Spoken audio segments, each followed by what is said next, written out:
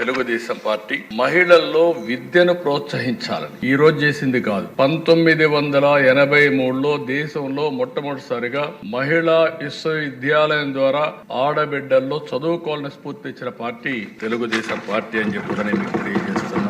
దాంతో ఆగలేద దిశ.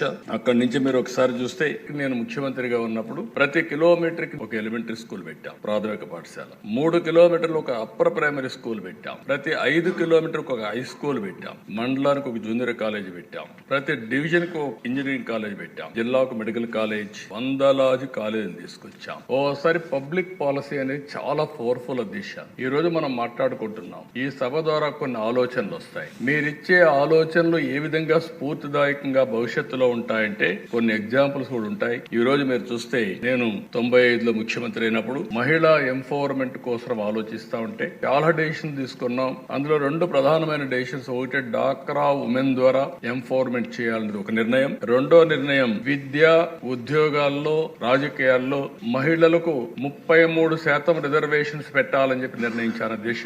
ఆ రోజు చాలా మంది యువత నన్ను వ్యతిరేకించారు, అన్నారు ఈ రోజు 33% పెడుతున్నారు, ఈ రిజర్వేషన్ లో మహిళలు 55-60% వచ్చేస్తారు. మా పరిస్థితి ఏంటంటే నేను ఒక మాట చెప్పాను, మీకు ఇన్ని సంవత్సరాలు అనుభవించారు, ఒకవేళ బ్యాక్లాగ్ ఒకటి ఉంది, కొన్ని రోజులు వాళ్ళకు కూడా వస్తే నష్టం లేదు, మీరు స్వాగతించమని చెప్పాను అధ్యక్ష. నేను గర్వంగా చెప్పగలుగుతున్నా.